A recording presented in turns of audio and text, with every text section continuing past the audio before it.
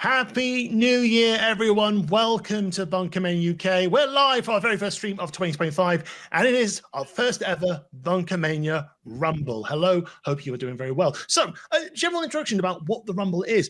Essentially, we had a little chat, me and the team, and we had a little bit of a discussion about our content, and there is so much wrestling going on. There's so many little tidbits of wrestling that we want to talk about, but sometimes we are time constrained to what we cover in the AEW pay-per-view reviews or the WWE PLE reviews. So this special stream, which we're going to do once a month, is going to give us the chance to talk about all the other things that are going on, share some thoughts, come up with some crazy ideas, all that sort of stuff, and generally have a little bit of fun talking about wrestling as always. But of course, I am not alone. I am joined by a full contingent of BunkaMania team.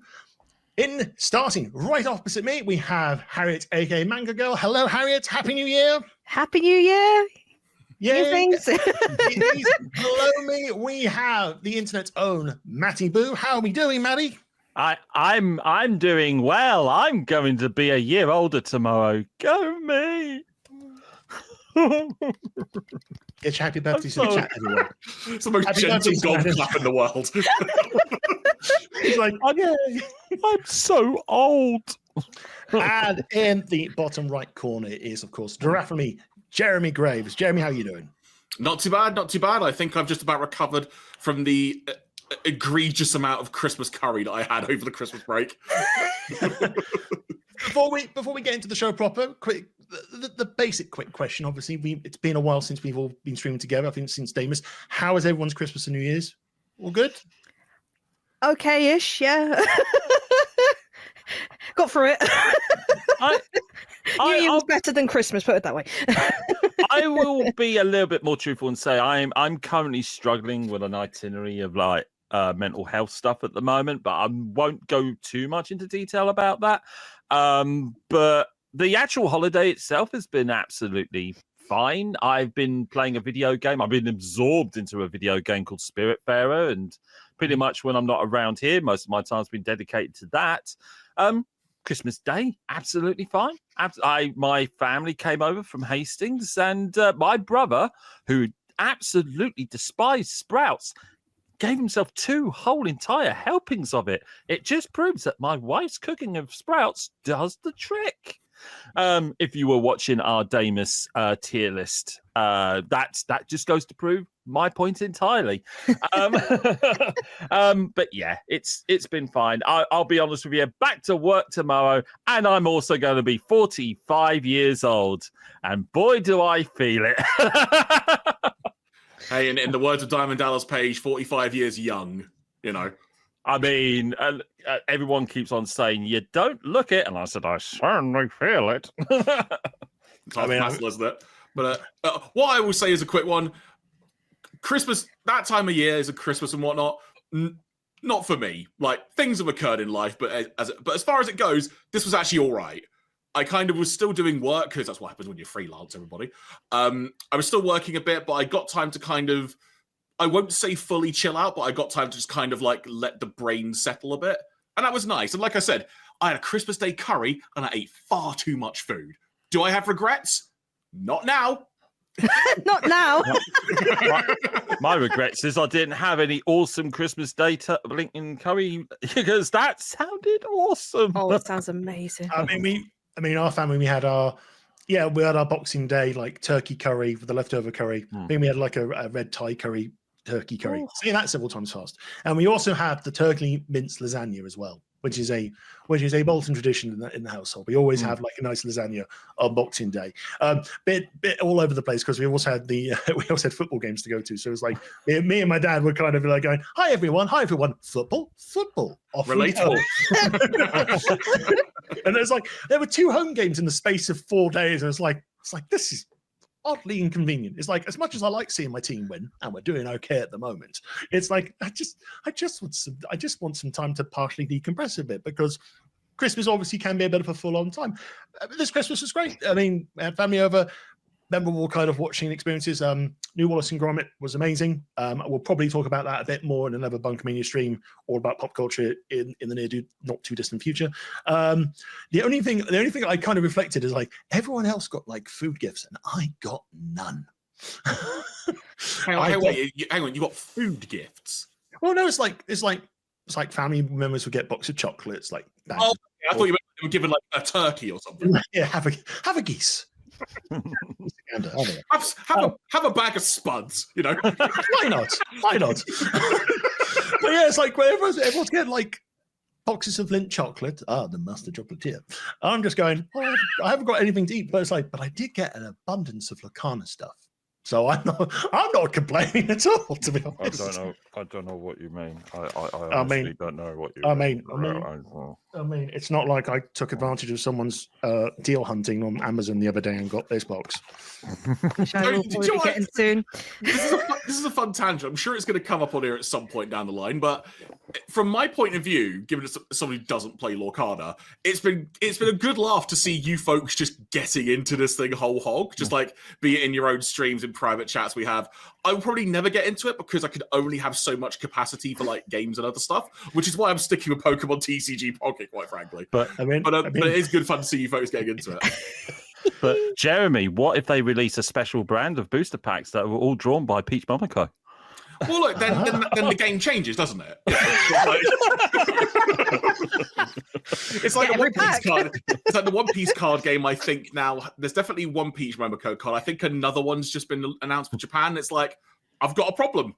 Yes. Yes, you do.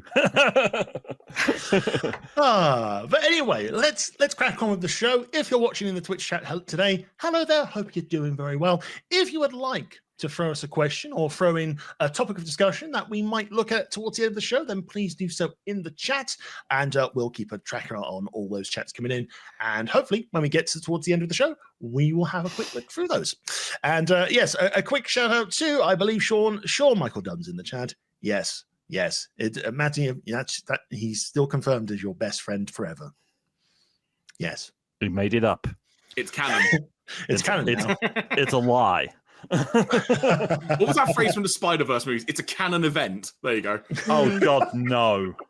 With the music in the background as well. There you go. I mean, that whole entire Sonyverse could have been created by an AI for all I care. Indeed.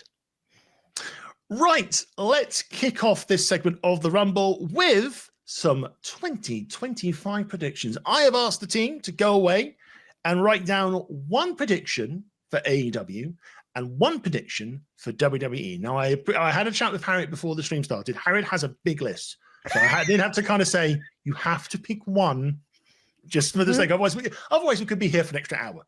But yes, the plan is we will each do one prediction each for AEW first, and then we'll do a prediction for WWE afters. Now, you can be outlandish, you can be really crazy and really silly, and who knows? You never know what happens in the world of wrestling. Anything can happen. Anything can happen at all.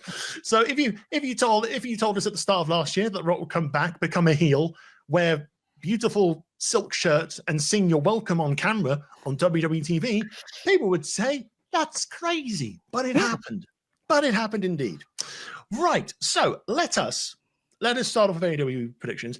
I feel my AEW predictions a bit dull, so I'm going to open the floor to someone else to get the ball rolling on this one. For AEW specifically, you mean? Yeah, just what your one prediction you think could happen, or if a bit crazy, you might want to see happen. I don't know. It's go nuts. Darby Allin will become AEW champion. Because the way that things, to sort of give a little explanation, I suppose, just the way that after Bryan Danielson got beaten by Mox and how Darby was really, I've gone bigger now. Hello. The way that Darby Allin was really impacted by how Bryan Danielson was defeated for the title and sort of everything stemming from that. And he's tried to make it clear he wants Mox, but then, he crashed a car into them. And then he got thrown down a set of stairs after being beaten up on the final episode of Rampage. If you saw that, because a lot of people might not have.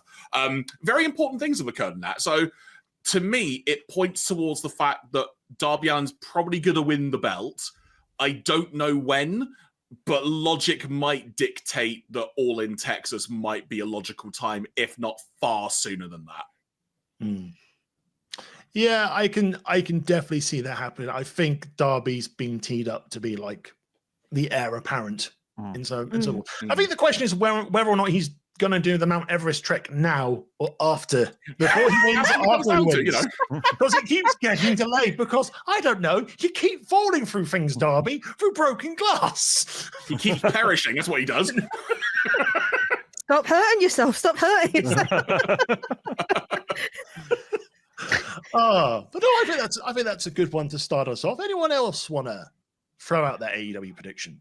I mean, I will take what Jeremy just said there, and I will add that by at least the end of 2025, MJF will then also hold the World Championship. He will be the first opponent, or at the very least, the first opponent for Darby Allin. They seem to be teeing him up to finally move away from the Undisputed Kingdom. Oh, please let that be the case.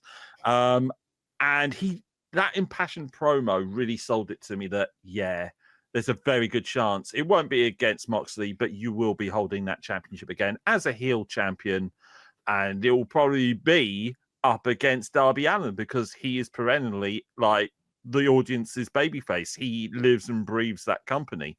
So yeah, I would love to see MJF with the Triple B again and actually have the reign that he should have had to begin with. But there you go. That's my prediction. I'd like to see him acknowledge what Triple B actually means because we remember Matty because we know too much and remember too much. I think he said the big Burberry belt. Correct. Yes, but he's never mentioned it again since he said it that one time. He said it multiple times across multiple promos, but nobody else did. So no, he said Triple B, but not big Burberry belt. Yeah, it's got to be a big Burberry belt or a big bacon burger. It could be anything, you know. Now I'm just hungry for burgers. Harriet, do you want to kick us off further with your AEW prediction? No, this is very outlandish, and I apologize, but this is more of concern more than anything. I have written down Kenny Omega steps down or steps away for a while. Okay, probably announces his retirement because he's he's not well. So more than anything, he hasn't. I think this was his first match after a very long time at Wrestle Dynasty. Yeah. Yes. So I haven't seen it, so I don't know what happened, but I have heard it's very good. But this is the only AEW one I've written down because this year seems to be the year of everyone either leaving, retiring, or deciding this is my last chance to win a championship. So maybe throw in this hat and see if he's going to win a championship. Jeff Jarrett's doing the same, so why not?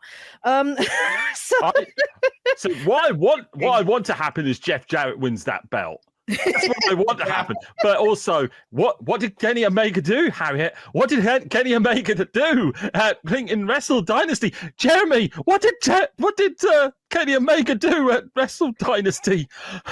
He did a lot. There was a lot of violence to his poor baby guts. Why I'm fearful. That's why I put that. So I suppose.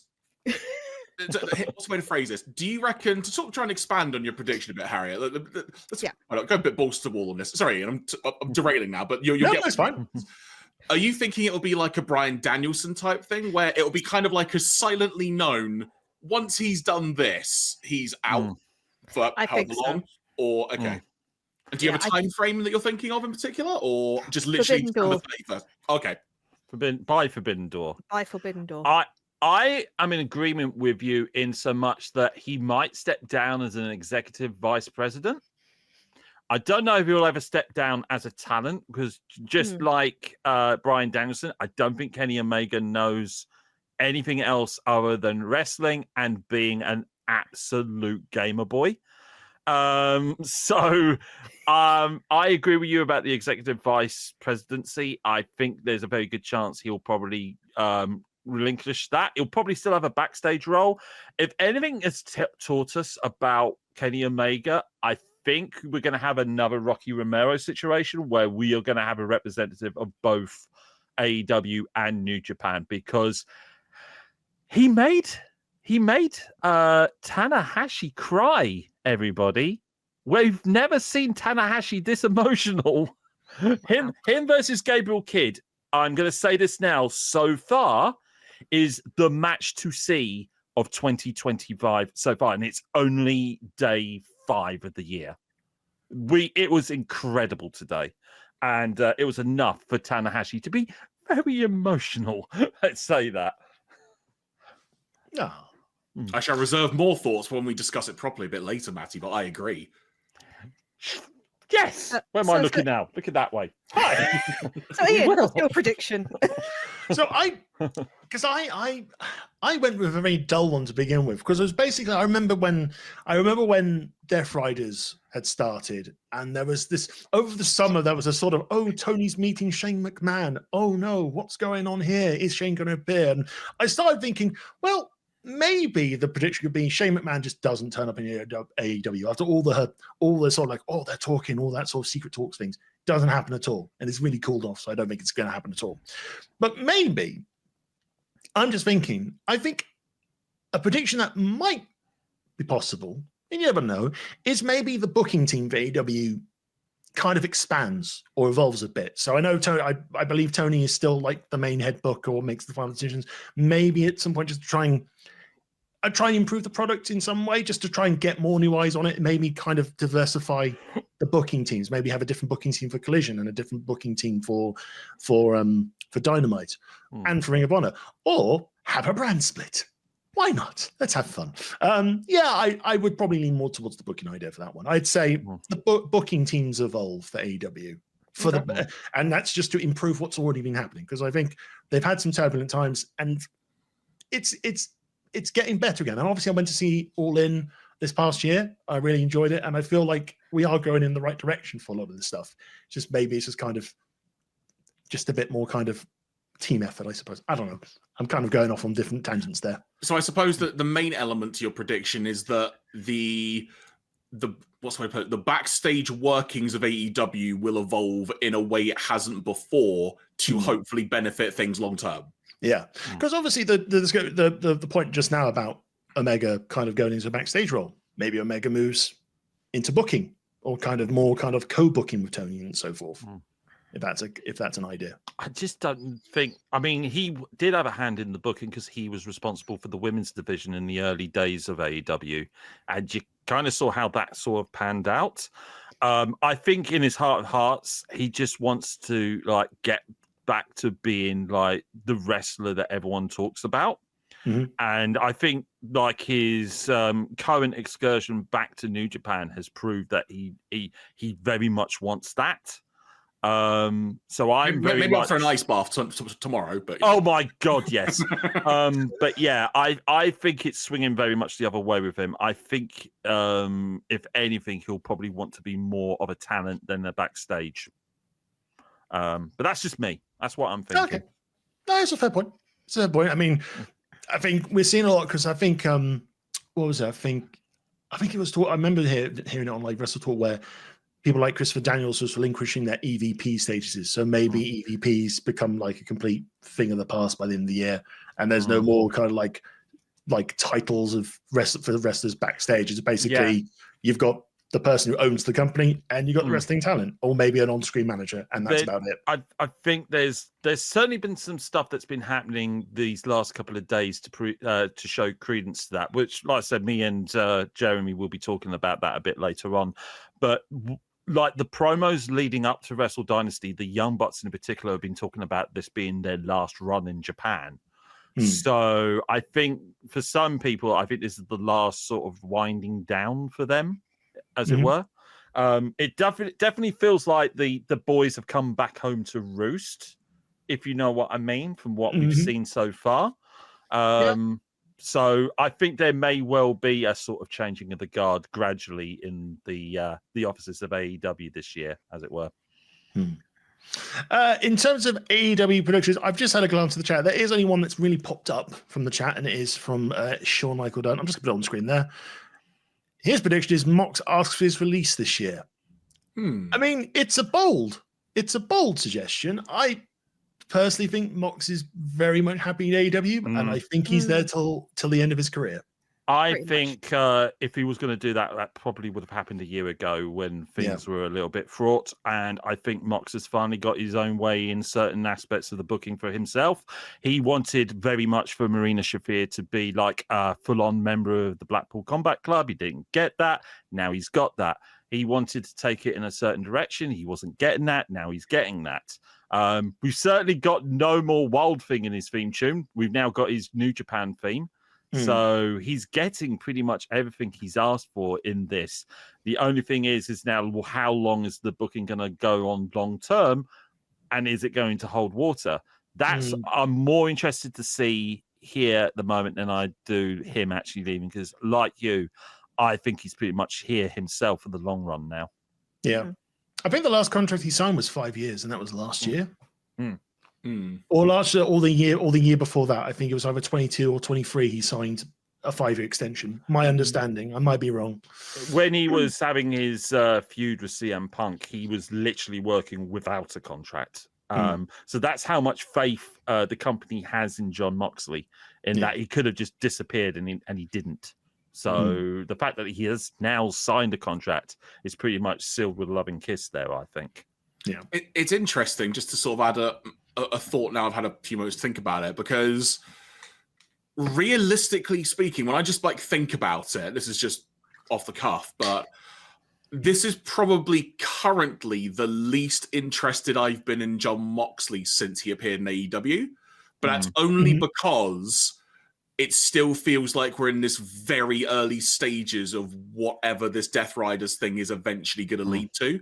Yeah, because Moxley's mentioned someone before is kind of running things in relation to the Death Riders, and also has alluded recently to there being time is running out. So it still feels like there is a next bookend of a chapter that we need to get to on the Moxley front.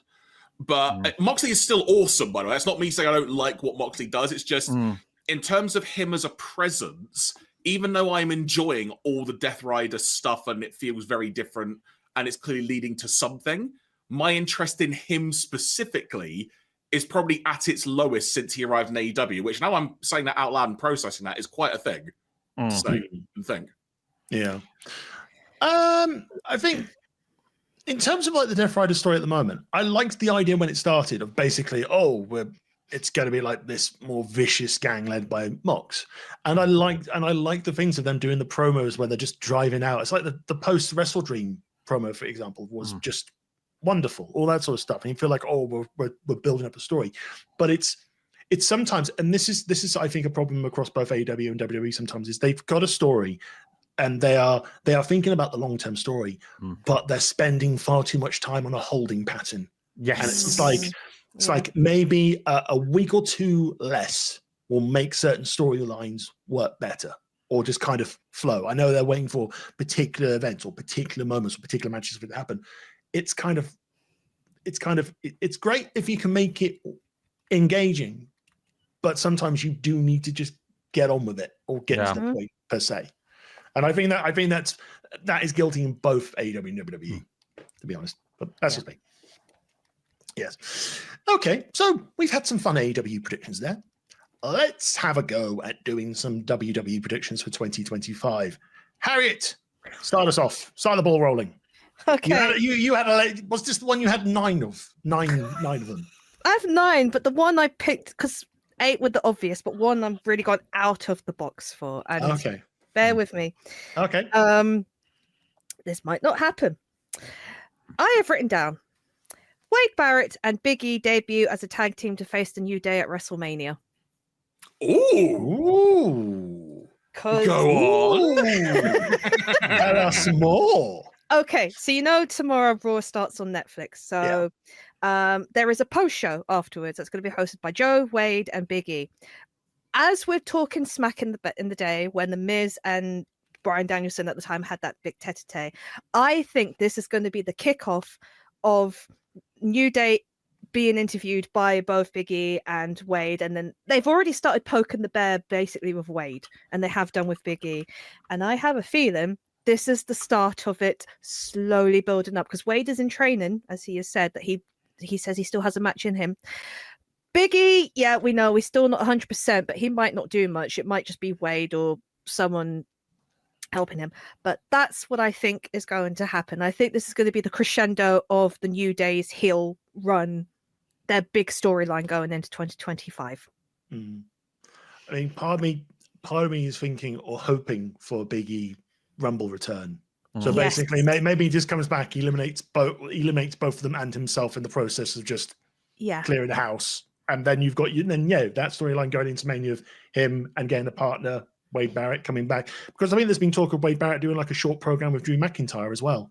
And now Drew's moved over to SmackDown, and Wade and Joe Tessitore is going to move over to SmackDown with Corey Graves. I think there's good opportunity for that to happen. But I like the idea of the tag. I mean, the tag idea is quite cool. Yeah.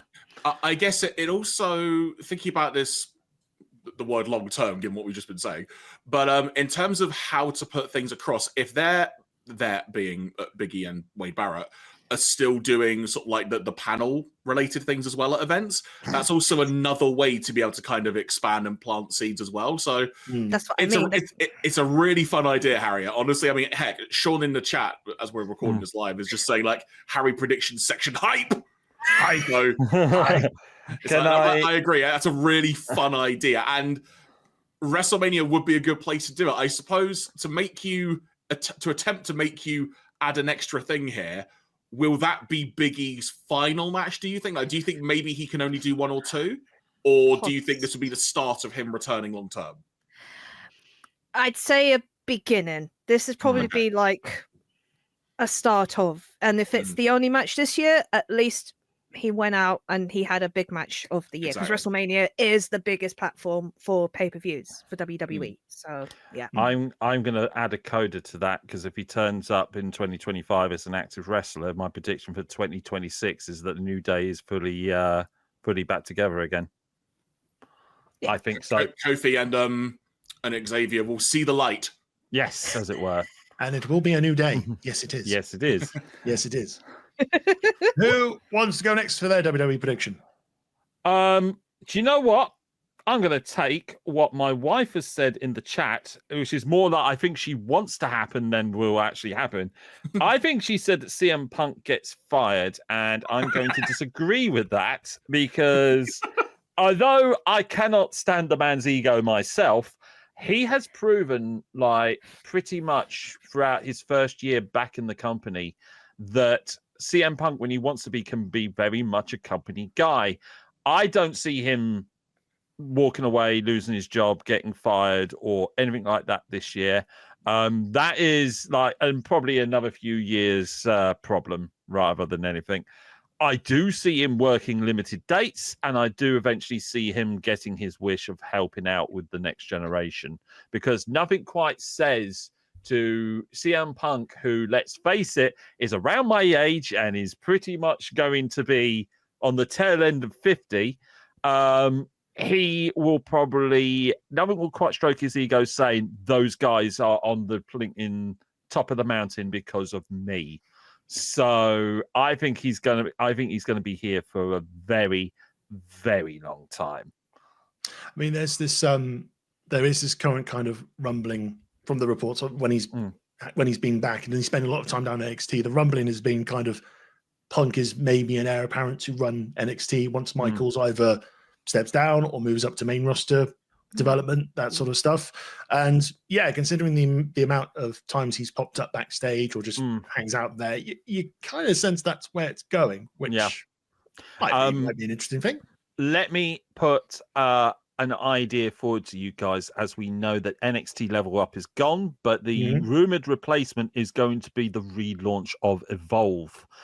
And what Evolve is, what they're establishing that as, is it's the pre-NXT NXT. Oh, flipping now, God. Florida Championship Wrestling? Yeah. So I think it's a natural progression of what they've been currently doing with the ID program, what they've been doing with a few other things. Bring a few guys in, give them some TV exposure, and have a series of one-offs.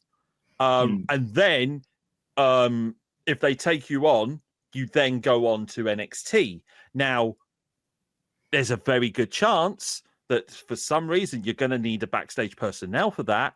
Who you're going to have running that? I'm not going to say it's CM Punk, but there could be a hierarchy involved, which you could then place like a CM Punk into that hierarchy.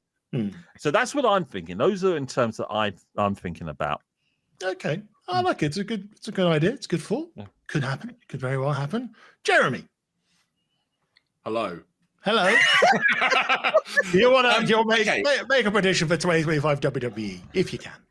So I'm going to break the mold. I have two, but the idea is that whichever one applies is my prediction ultimately.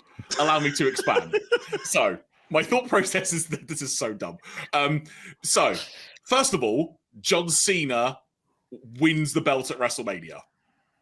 Okay. And then I think it wins a belt, whichever one. I don't know. NXT title. Who knows? No, you know what I mean. John Cena wins a major championship at WrestleMania, and then his retirement match will be when he loses the belt, which I'm going to say will be probably will the whole thing about his end of year thing will be, will he retire as champion, a la like Trish Stratus did many, many years ago, or will he lose it on his final match kind of thing? That's my thinking. The alternative, should John Cena not challenge for WrestleMania? I know I'm breaking the rules. That's what I do. So the other thing is, when Cody and The Rock had their face-to-face after WrestleMania last year, I've got to get that out of my head now, we're in 2025, last year, The Rock gave Cody something, and we still don't know what the heck it is as far as I'm aware. Oh. Ian raises his hand. Was it tickets to either the Red 1 premiere or Moana 2 premiere, or maybe just tickets for Moana's live action next year? I was going to say maybe it was his own personalised Lorcana card. Do you know what? It's a signed graded card. There you go. Like, finally, The Rock is an enchanted card. Hold on to that, Cody, because I'll come back and I'll beat you for it. So, you're welcome. So my prediction, based on us not knowing what that was, is in the year 2025, we will still not find out what The Rock gave him.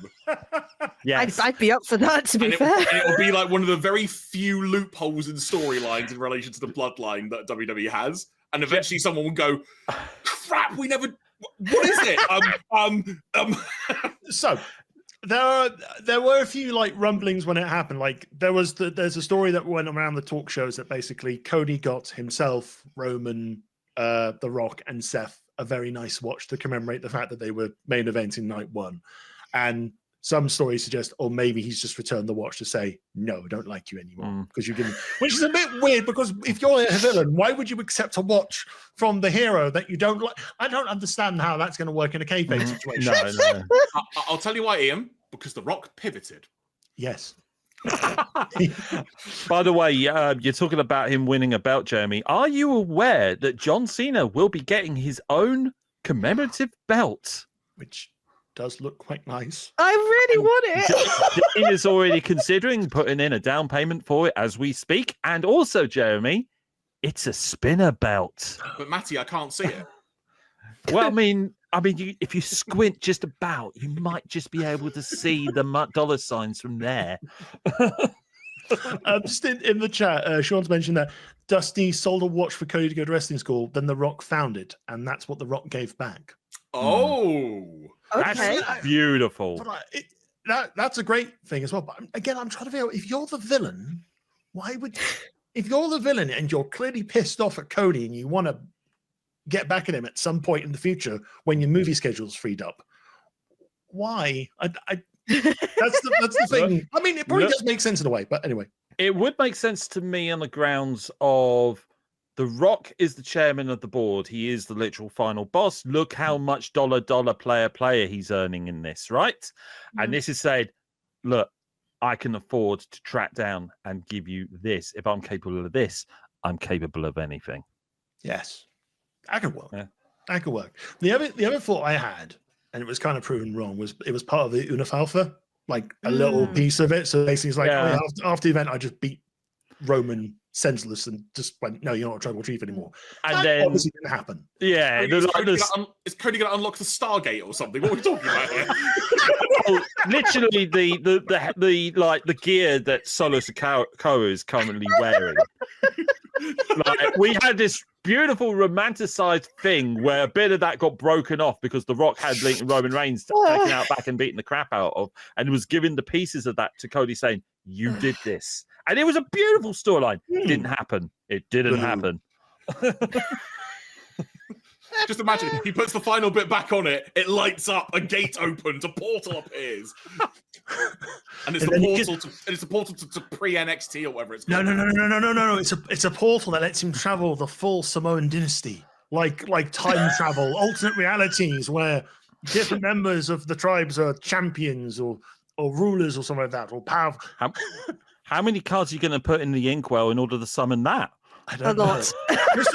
This reminds me of the initial plans for the Jet Li film, The One, because Jet Li brilliant film. Jet Li was not the first choice actor and not first cast in the main role because it was Dwayne Johnson. Of course it was. Of course. And basically they had done all these like pre-production stuff for The Rock in different costumes and different things of like, oh yeah, I've done this, like, oh, this is a Rock who doesn't like that. This is a Rock that's actually a captain of the sea. This is the Rock who's actually a very posh aristocrat, that sort of stuff. But I just thought the Rock is a Subway sandwich artist. Yes. Extra cheese, of course. The Rock says cheese. The Rock says no, you cheddar. I don't know. No, you cheddar. I don't know. I'm going off on a bad tangent on that one. But yeah, basically, just that pun was Stilton. Oh no! Just think of the multiverse of the bloodline. The bloodline multiverse. It could happen. We've added cheese. We've added cheese. Right. What's your prediction? My prediction, and it also follows John Cena. And this coming from the person on the stream who's currently wearing a John Cena t-shirt. Mm-hmm. Here's my very bold prediction, and I'm going to go full screen for this. Oh. I predict John Cena does not win the 17th title this year. So it probably will happen. Opposite of mine, then. It probably will happen, but it's like, if I'm going to be something daring and bold, maybe it doesn't happen. Maybe it doesn't happen. Or if anything, he holds it for 5 minutes and then he's cashed in on. Yeah. It makes you think. It depends. How much in love with Ric Flair is Triple H? That's what you've got to consider here. I mean, because evolution is a mystery. I think you're right in regards to he won't hold it for long. I think that cash-in could be very obvious because obviously it has happened a few times at Mania before or at significant events. Yeah, in the back of my head, I was just like, can they actually do this? Can they actually give him the 17th title? But yeah, but they'll have to do it before the end of the year because I think if I was booking, I think my preferred idea would be, and I think it's been mentioned on some prediction shows like Wrestle talking about, my preferred idea would be he would win the belt on his last match and he get the Sting treatment. Basically, he wins as a champion, he retires as a champion, and the belt gets vacated. And then then maybe for the next Wrestle or the next Royal Rumble, whatever, you do it for the vacant belt. Yeah. Rather than have a tournament or something like that. You just go, right, we'll do a circa 2016 or when Ric Flair won. We'll have a big fight for the belt. And what you can actually do then, it makes it easier to like establish what your storyline for WrestleMania is down the line because you've got so many people that can vie for that. Yeah. With so many tangents and so many different storylines pouring into the Royal Rumble. And then one could win out from all of that. So it makes a lot of sense. And now, damn it, Dane, I want that. Can I add a suggestion? Okay. Where I would like it. This isn't a prediction now. This is just what my thinking.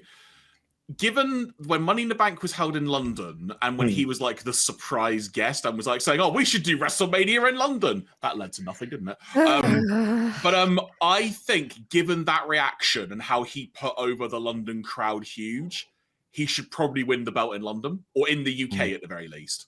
Oh, imagine if it was at Raw or SmackDown. I mean, have they announced? Like, are they going to do any big events this year? Have they announced any yet? Not in London. I think we've got Elimination Chamber in Canada. I think we've got Backlash in Mexico coming up. Yeah. Amazing. That'll be great, that show. Yeah. I can't think of any other major international shows, but knowing WWE, they will start announcing stuff left, right, and center, I think, once WrestleMania season is underway. Yeah. They should do like an anniversary celebration of him at some point on a SmackDown, which is where he debuted, and probably do it at the place or the state that he debuted in, and then maybe that's when you can give him like the proper polished up facsimile of what that spinner title is for him. Because if you're going to give The Rock a lovely Brahma Bull title, give John Cena a lovely spinny title. It's all about America. Make him the Make-the-Wish champion. Make-a-Wish champion. Because of the amount of Make-a-Wishes he's done. Oh, yeah. Get a nice belt for that. Get a nice belt for that. Anyway. But there we go. Those are predictions for the world of WWE. We will find out in probably 12 months' time whether any of us were right, wrong, or just being silly. Just based on what we said, 2025 is going to be wild. It's going to be wild. It's all happening here. And your best chance to find out what happens is here with BunkaMania Wrestling. Right. I think it's time for a topic change. Let us crack on. Let me change things here. So, there's been a lot of wrestling. It's only been 5 days in. And as already mentioned, there's been a lot of wrestling going on. There has been a lot of wrestling going on in Japan with the double header of Wrestle Kingdom and Wrestle Dynasty. So I'm going to move Jeremy and Matty up to the top because they have watched both shows over the last couple of days. So, yes, I will pass the floor over to them. Have a little chat. Okay, Jeremy, who wants to host this segment? We'll just go. I'll just start off by saying, and then we can go from here, Matty. Okay. Both of these shows were great. And the way it sort of works out is this traditionally what is a one-day show on January the 4th. Wrestle Kingdom is sort of the Japanese equivalent of a show the size of WrestleMania. So that's what this weekend was. And they were doing two shows. Wrestle Kingdom was very much a New Japan-centric show. And then the Wrestle Dynasty show was a New Japan show in collaboration with AEW, ROH, yes, as two separate entities, CMLL, and Stardom. And there were a whole bunch of matches and such. And Matty and I wanted to watch both of them, so we did together. Sort of, we got together like on a Discord and like watched it on our own feeds and such. And we had a freaking good time. There was some excellent wrestling. There was some moments where we all just went, ooh, because, you know, that happens in wrestling. And you know what? Cracking 2 days of wrestling. I think we have watched in a region of 12 hours of wrestling in under 24 hours. I watched more. I fitted in a 3-hour-long SmackDown in between all that too. To add to more, you know. I wanted to win, Jeremy. I'm so competitive. All right, Matty, you win. There you go. No, it was a very, very, very good experience because just to make it a little bit personal, normally I watch these Wrestle Kingdoms when I can. This was on a weekend that I had free. Like I never really had the experience of like watching with somebody who's of an equal mind for what work rate Japanese wrestling is, and Jeremy fitted that bill entirely. And the fact that normally if I talk about this with somebody else, their eyes glaze over and they don't know what the bloody hell I'm talking about, kind of like Felf when they were in the call with us. Yes, but the fact that it was me and Jeremy absolutely bounced off on each other. We had an absolute bloody laugh, and oh my God, people, violence. There was so much violence. Yeah, a lot of stuff occurred over these two shows, but probably some of the bigger notes, and arguably one of the biggest notes actually occurred, well, some of the bigger notes just in general occurred on the second night, that being Wrestle Dynasty, because lots of sort of title matches and such happening, but one of the key details of this show is Kenny Omega was making his in-ring return ahead of coming back to AEW proper as in this EVP role, which blatantly is going to lead to him via Okada All in Texas. Just saying. They telegraphed that at the end of World's End. They did. But one of the bigger stories to come out of this show, honestly, is the fact that spoilers, I should say, is that the Young Bucks are the IWGP Tag Team Champions. Yes. So they won the belts, and that either means that they're going to be going back to Japan fairly regularly while they're not on AEW TV, or that's already setting up something for Forbidden Door in London. Because, This is exactly what I meant about the hometown boys coming home to roost.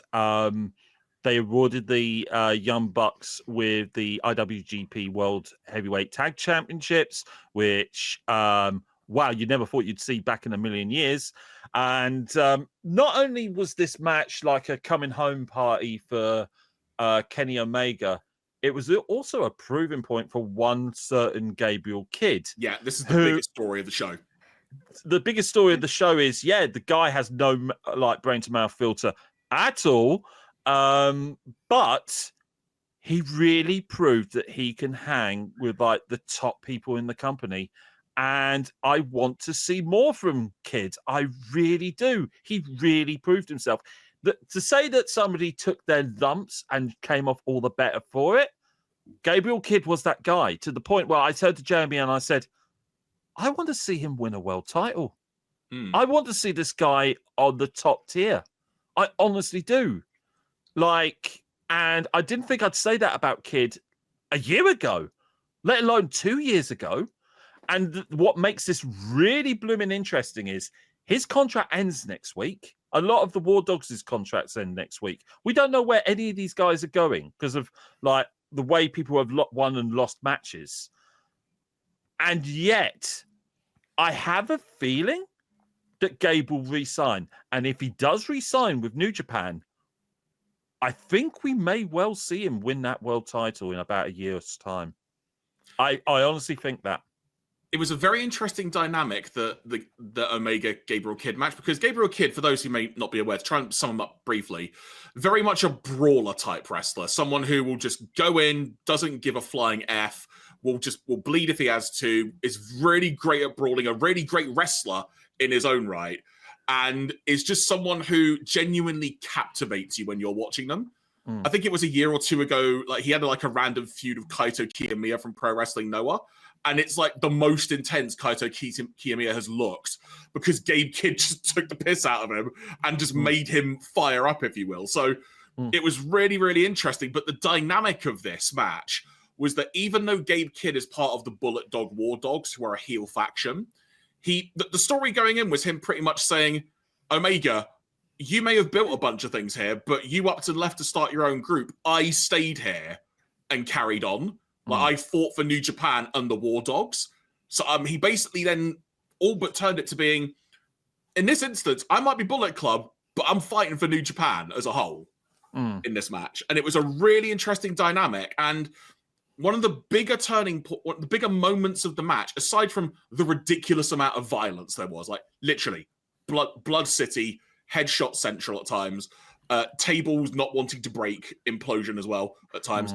But one of the bigger emotional moments, and it came through so damn well, was Gabe Kidd came out in his Bullet Dog tracksuit. Bullet Club, War Dogs tracksuit. And he was all Bullet Club and whatnot, went around to Tanahashi, who was on commentary on the Japanese side, and kind of started pointing to his heart, like this means something to me, kind of thing. And it's why would you tell Tanahashi, that Bullet Club means something? All right, whatever, sure. He takes off his tracksuit and he's got almost MMA style shorts on. One side's got the Bullet Club logo. One side has Bullet Club logo. The other leg has a giant New Japan logo on it.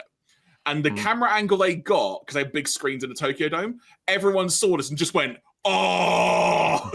Yeah. And so because of that, it then meant that although there were very ardent Kenny Omega fans there were a lot of Gabe Kidd fans there. And we're we want you to win this for us. We've been with you. We may hate you at times. We want you to win this. We love Kenny. It's really cool to see him back. And it added such a fun dynamic in a match, which honestly, I would encourage people to go out of your way to see. It's about half an hour long. It's the second to final match in Wrestle Dynasty.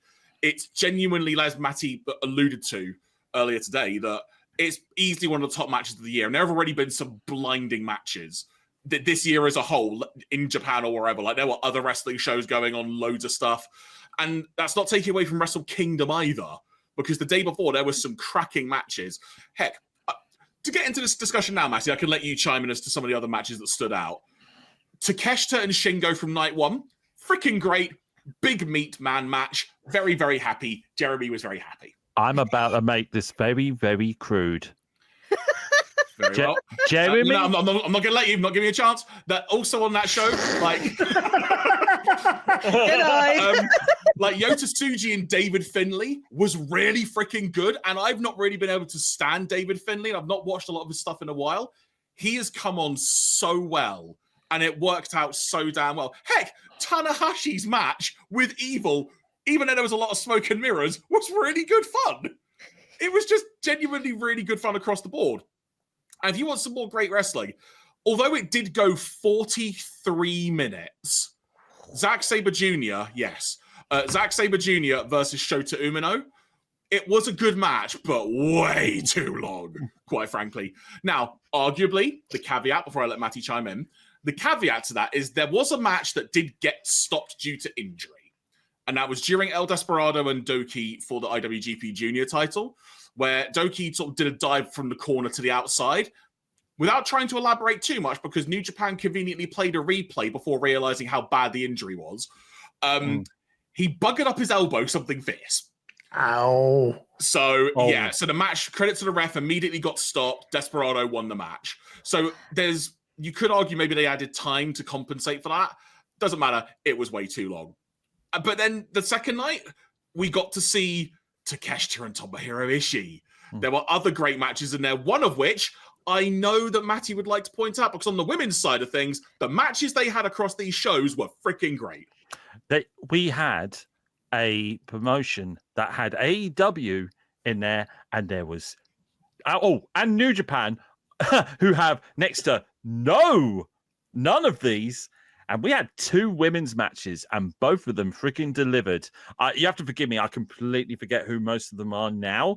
I can tell you in a second. So night one, we'll do that first. That's probably far easier. The IWGP Women's Title match. It was Mayu Iwatani defending against Azumi. Really good fun. That said, I would say it felt short and kind of. It had been like, it was almost like you joined a match in progress. I timed it 9 minutes. There you go. Honestly, we had the 4-way match for the International Women's Cup, which was Willow Persephone from CMLL, Athena representing ROH, and then Momo Watanabe representing Stardom. And I will continue defending this woman to the hilt. Please, for the love of God, watch Willow Nightingale when she's abroad. Watch a MLL match with her. Watch like a Stardom match. Watch anything. Because when she's out of AEW, she is booked like an absolute powerhouse. And this pretty much proved her worth in this as well. Absolutely loved it. Like the women's matches across the board were absolutely incredible. I only ask that they allow more Stardom representative stuff in New Japan as a whole, but I also understand why they don't. It's also, though, incredibly dumb. And then, of course, Matty, the third match across these 2 shows from the women's side of things, it was a winner-take-all double title match. Oh, they certainly did. It was Mercedes Moné as the New Japan Strong Women's Champion, defending that belt specifically against Mina Shirakawa, who, before the match began, was the undisputed British Women's Champion from Rev Pro. And coming out of the match, and you're going to ask, how the heck does that work? Mercedes went into the match with 2 belts and left with 4 belts, even though she won 1 championship. So, just to fully explain so there was a wrestling promotion called Southside Wrestling, and they shut their doors. And they basically merged with Rev Pro Wrestling.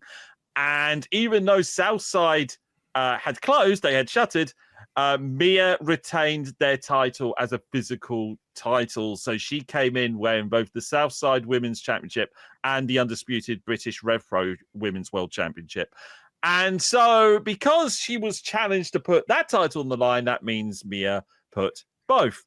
And somehow this means that Mercedes Moné is now carrying around 4 titles, but 3 championships. She is the 2025 belt collector. To Ring of Honor. Don't make that a thing. There you go. But so the thing I would say is, if you're only going to watch one of these 2 shows, and I thought this would be an interesting discussion point, Matty, given that both of them are in a region of 4 to 5 hours long. I would probably opt, honestly, for night 2. Yeah. While I think night 1 is arguably, well, not arguably, it is the bigger show of the 2 in terms of its value in history, what it represents, and arguably the matches on display. Because there was also a Tanahashi v Shibata match, which we may get onto that in a minute, but that's actually kind of very... There's a lot of backstage politics involved with that, which clearly have been ironed out, which is fantastic. So we may touch on that separately.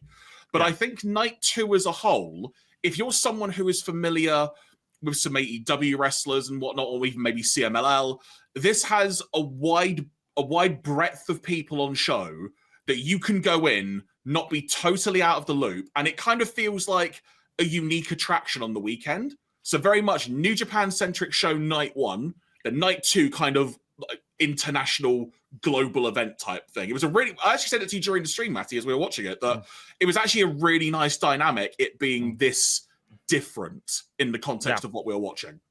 I mean, it's absolutely fair to say, like, for me and Jeremy, we anticipate this weekend, this event, like, more than most of the other major 2 promotions. This for us very much is our WrestleMania. We are that impassioned about it, and they did not disappoint. I think this was probably one of the best Wrestle Kingdoms I've seen in a long while.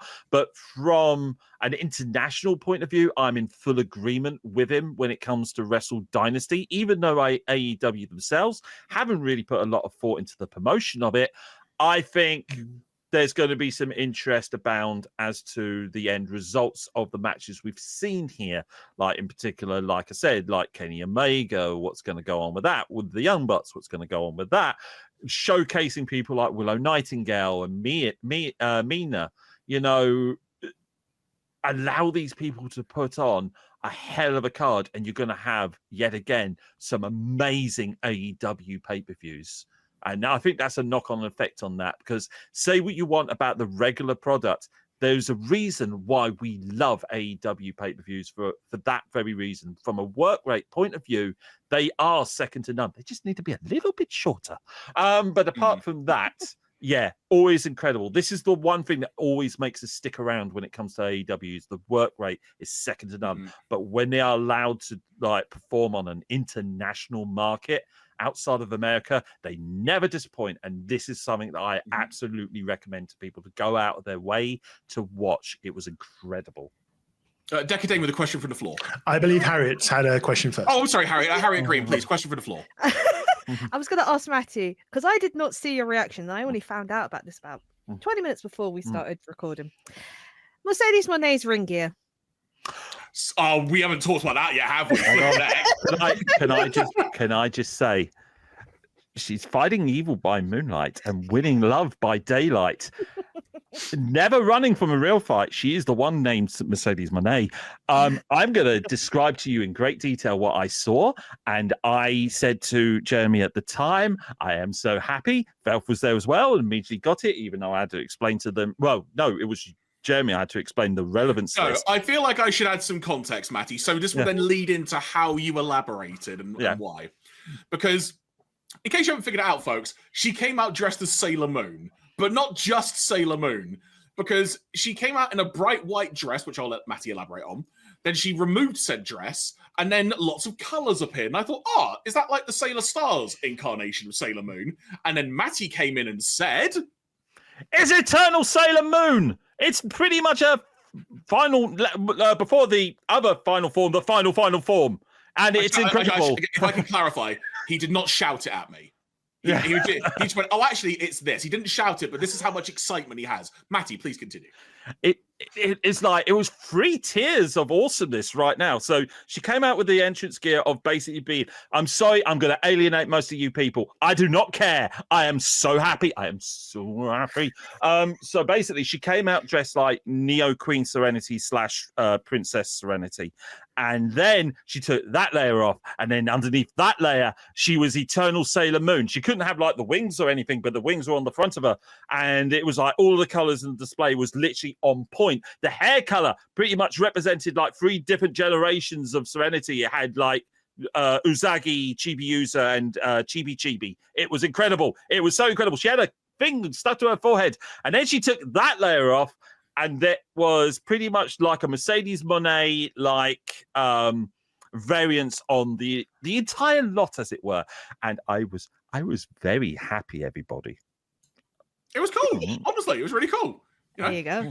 It's not big enough, but that's the dress she kind of wore at the beginning. Yeah. So, and it looks so cool. And like I said, if you're going to choose one of the shows, I'd suggest Wrestle Dynasty, honestly, just because it has a lot of extra flavor to it. And if you're someone who's familiar with AEW, it might be a good starting point to kind of see some New Japan folks and then kind of go from there. I will say that, I don't know if you're aware of this, Matty, but following Wrestle Dynasty, some additional news has come out because Konosuke Takeshita, the wonderful man that he is now a double champion. He is the AEW International Champion and the Never Openweight Champion. He apparently confirmed in his backstage interview after the show, not only is he now signed to AEW and the DDT promotion, he is now also affiliated officially with New Japan. He's affiliated with 3 companies. It's so mad. And also, that just makes me want to watch more New Japan. In all honesty, I've never been wanting to, like, to be fair, the grind to, like, try and catch as much New Japan as you can is very much real. It is arduous. But I really want to watch more off the back of this past weekend. It's like it did such a good job of like bringing me back, because normally I would probably catch a few of the matches from the G1. I'll probably watch like a Sakura Genesis or a New Japan Anniversary show. The bigger shows, if you will. Like the bigger shows. But this maybe not. No, I'm intrigued to see what's going to be happening next. So yeah, it did its job. It absolutely did its job. And I will refer yet again to the thing I said I could make it crude, but then Jamie's just going to jump and stop me from saying it. So you had a question, Ian. Yeah, it was more about the promotion side of things, because obviously Wrestle Dynasty, I incorrectly labeled it Wrestle Dream for most of the week. You're not the only one. Failing to realize that Wrestle Dream happened a few months ago. No, my general question is, it's weird considering there's some high profile AEW talent at Wrestle Dynasty or even at Wrestle Kingdom. It seems like promotion of that event seems to be very minimal. I might be wrong, but it seemed like it was very minimal from AEW's front, which is like really weird. You're absolutely right. And I had this complaint throughout the entire weekend to Jeremy. In fact, I pretty much belabored the point a fair bit.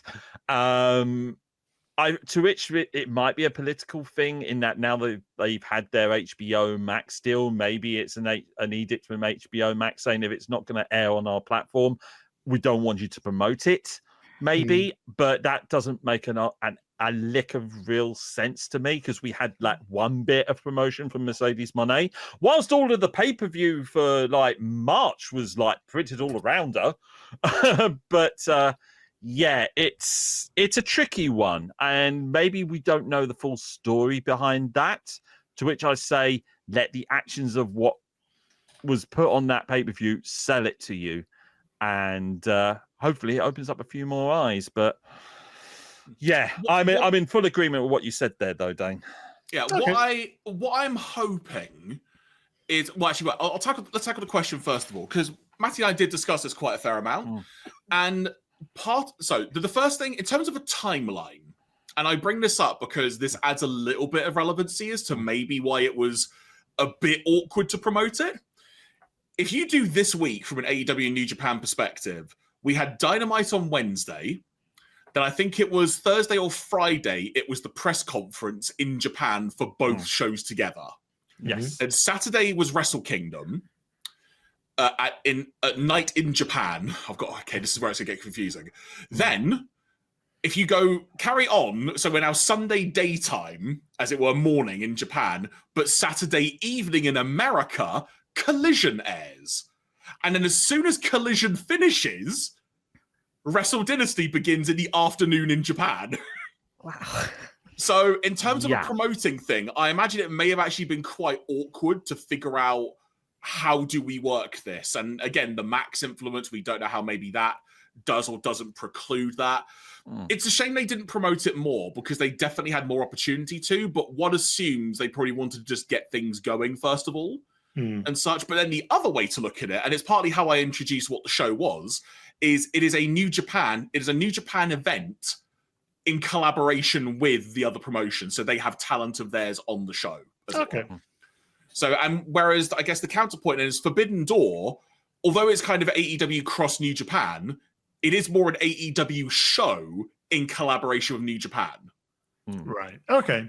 That's how I look at it. But I could be talking to a Codswallop, which wouldn't be the first time. I know. It's like I just found it quite interesting that considering you've got like from Wrestle Kingdom's perspective, you've got the high profile return of, was it Kingdom that Omega? Dynasty. No, but Dynasty, still, sorry. Wrestle Kingdom weekend, you could say that. Yeah.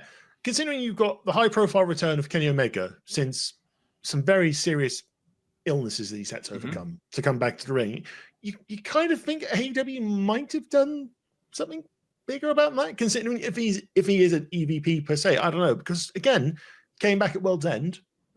You've got the storyline to go, well, he's not ready to come back to AEW, but he is coming back to New Japan this weekend. Catch him there, and then what would he do after Wrestle Dynasty? Who knows? All that sort of stuff. It's just very weird. I can understand, from like the Max licensing situation, it could be Max saying, no other shows, just your own, please. I get that. I do. But it's very weird. Oh, 100%. 100% it's weird. The only thing I can think of that could maybe, and this is something I hope they do more of, because I'm sure Matty will be in agreement with this, since Takeshita won the international title, there's been a bit more acknowledgement of other things that have happened outside of AEW. And it's not to say you haven't acknowledged things before, but like they said, he defended a title against Josh Alexander, for example, who at the time, / still is a TNA contracted wrestler. And they don't really mention TNA too much now because they're actually doing all right as things stand. So there's acknowledgements, that he is defending the title around the world. And now that he's going to have another championship, and Mercedes is going to have the British title, which we have seen on AEW TV before, just around Ospreay's waist more than anything. Yeah. Like, I think this year there may be the start of figuring out the way to acknowledge other things. But the key thing, as you've just alluded to, is how do you balance that within the framework of making sure you're promoting what you are first? And I think they could do like a little segment of like, AEW around the world or something. Like that'd be the way to do it. Oh yeah, absolutely. But it is a weird puzzle to figure out, apparently. Indeed. Right, is that our final thoughts on the Wrestle Kingdom Dynasty weekend? I think so. I guess anything to say is if folks want to check it out, you can buy a bundle pack on Triller of both shows, which is what we did. It's also a New Japan World for like $10. I think it is. We ended up going for Triller because there was a VOD function, given that Wrestle Dynasty started at 4 a.m. UK time today as we tape this. Oh, yes. So we had to like VOD it, as it were. Had to do like a live VOD, as it were. We synced each other's screens and we basically live reacted together to the VOD. Yeah. So you can watch it on New Japan World or Wrestle Dynasty. But I'm hoping, actually, this will be the final thing, Ian, for this, because this is what I was going to say. I'm hoping that AEW not acknowledging it that much maybe means they'll try and do like a special YouTube thing, or maybe like a TV or digital special of the AEW involvement during Wrestle Kingdom. Because it would be cool to actually see them show, for example, the 4-way match with Willow, given we had 3 matches to qualify for that 4-way on Collision. It would actually be nice if we got to see the final thing. That's my take. So that's what I hope. I do not know. Yeah. Fair enough. Thank you very much, Jeremy and Matty, for leading us on that conversation. I am going to flip people around. You're going to go there. Everyone gets flipped around. There we go. All good. And now it's time for the Wrestling Roundup. Now, this is just basically the little bits and pieces that happen in between the big shows. So a lot of things have happened since our last stream in 2025. lots of things. There's been some events, there's been some changes in WWE, there's been some changes in AEW, and this is the segment where we go through it. So, and also, basically, if any of the team have any other sort of thoughts, any sort of things that they want to talk about, then they can throw it out here as well. We came back from, we were talking about AEW. Let's focus a little bit more on AEW now.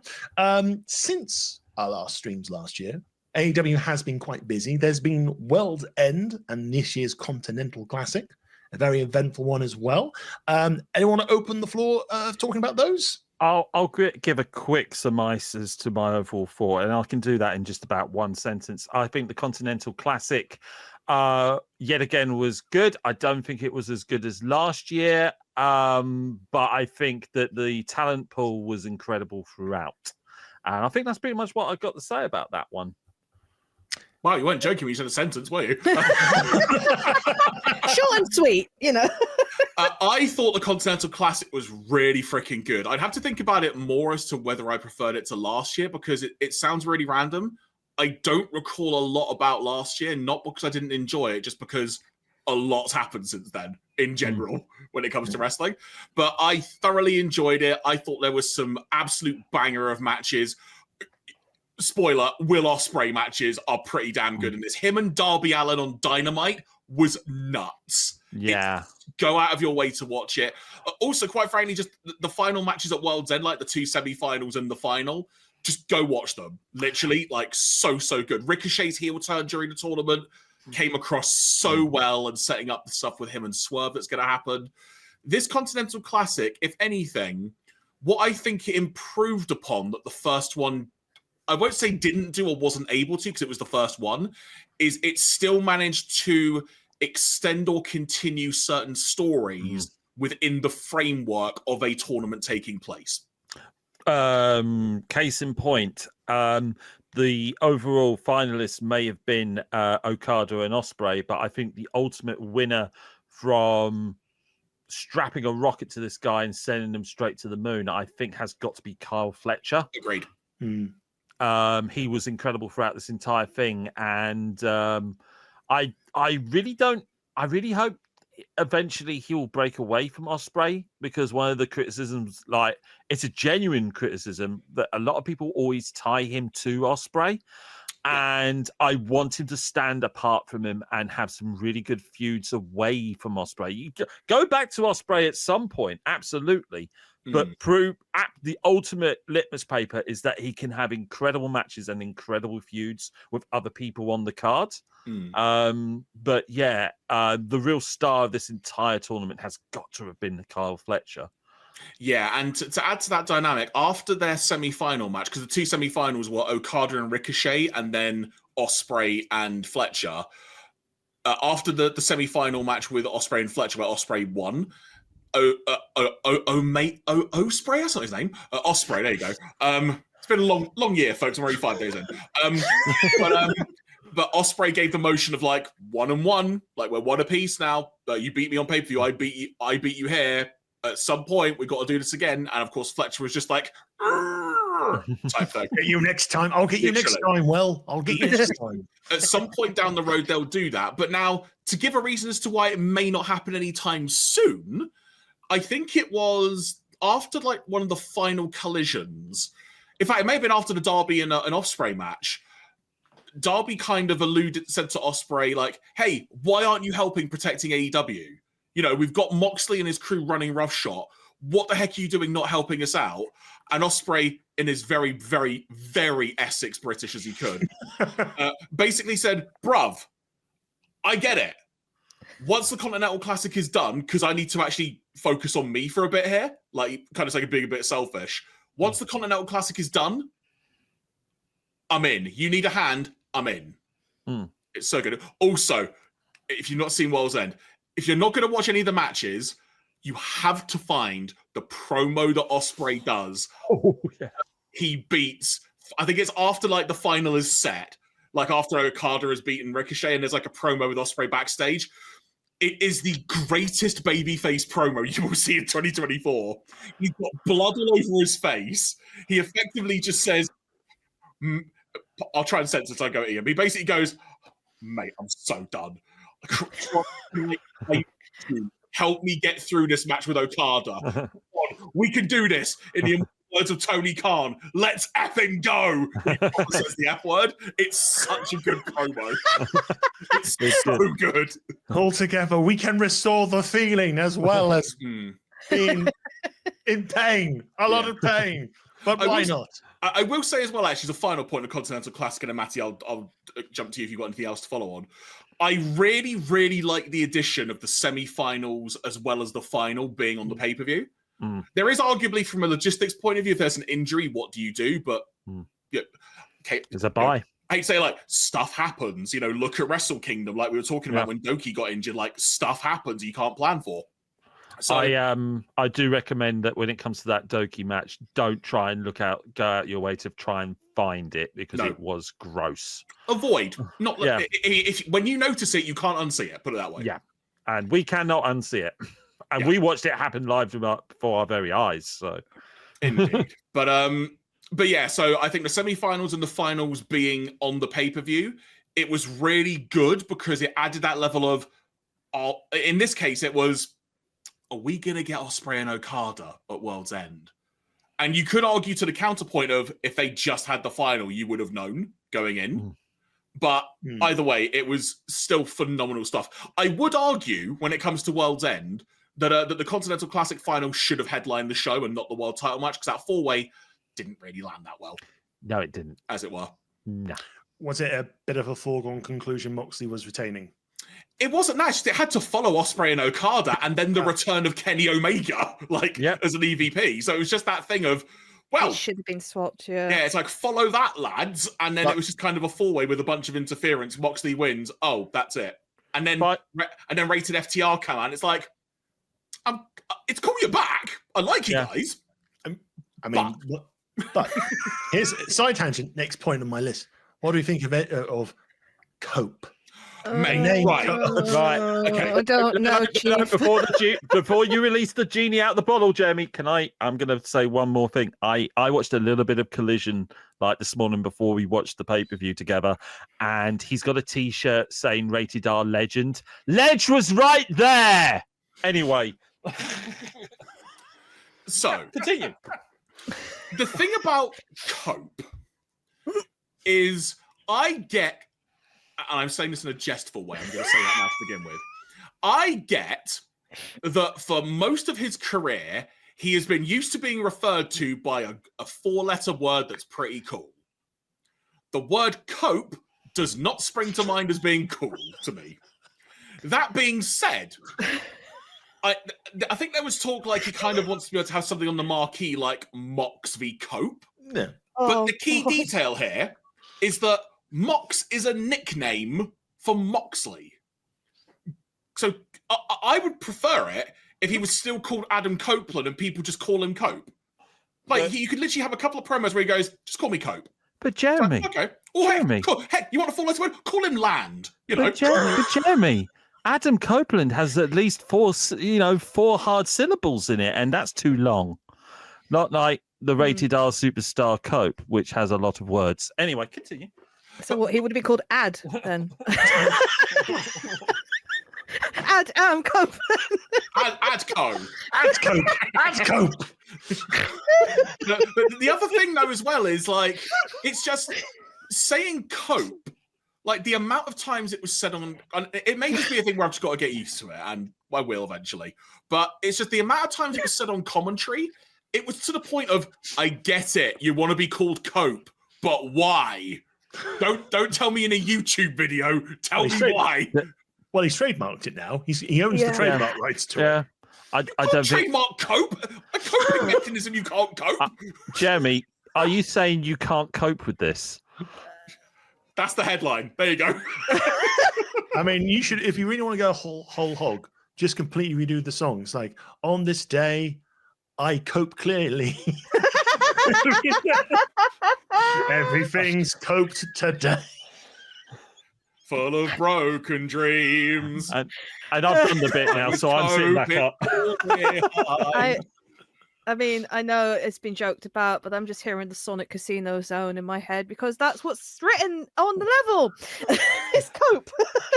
You know what else though as well, actually? Head. The thing that makes it more confusing, I think this is what's got to be ironed out, is are all of his graphics going to be changed? I know that he was introduced as the Rated R Superstar Cope. I know his graphic on screen said the Rated R Superstar Cope, but his video still said Adam Copeland. Do you know what they could have done? I need consistency. Just drop the Adam. Just call him Copeland. Well, I'm sure Beth would really appreciate. Heck, call yourself Beth. That's 4 letters. That would be so confusing in the household. Beth? No, the other Beth. Beth? No, the other Beth. Mum? No, your dad. Dad? No, Beth. Do you know what else had like 4 hard syllables? Sexton Hardcastle. Anyway, no, that had 5. Sorry. Matty, you wrecked your own joke there, mate. But yeah, like, it's like, with that. That's the thing. Like, so in conclusion, I get the idea of shortening his name down to Cope, but actually making it his name as opposed to a nickname that everyone refers to him by, to me just seems a little bit, at the very least, dumb. Or random, take your pick, but you know. You want my reaction? All right. I repeat my reaction. Ledge was right there. It's short for legend. Yeah, but then you get jokes to be pushed off a ledge the whole time, you know. Good. Make How more would he feuds cope? out of that. How do you cope on the ledge? It speaks for itself. Write it down. I mean, I suppose what I'm also wondering is how am I going to cope potentially with a John Moxley v Cope match? How would you cope? I mean, hey, look, Minoru Suzuki and at the time Adam Copeland was a really fun match and a WTF moment, quite frankly. So, also Tony Schiavone, here's a tangent. Stop saying what a dynamite moment. It's just a moment. You don't say what a moment. No one says. I mean, is it up there with vintage moment? Hi, Michael Cole. But that's still not calling name to the show. It's like just call it a moment. You know. Sorry, it's the list. Put it this way. This is why I'm. How do I talk my way out of this? Okay, look. I mean, I've really enjoyed AEW recently.